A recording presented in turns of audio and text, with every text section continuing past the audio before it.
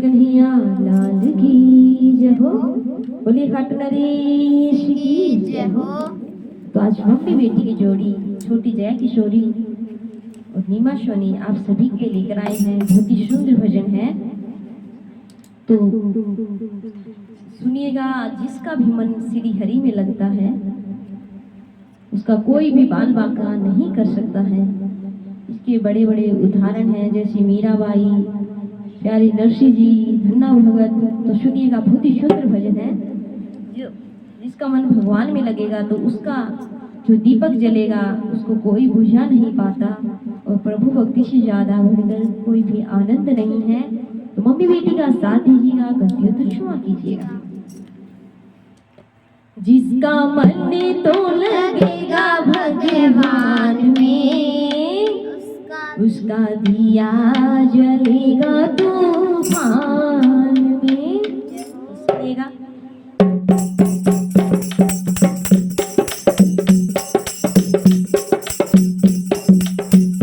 जिसका मन तो लगेगा भगवान में, उसका दिया जलेगा तूफान में।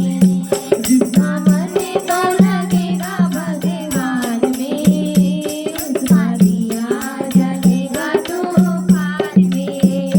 जिसका मन तो लगेगा भगवान में, उसका दिया जलेगा तूफान में। जहर का प्याला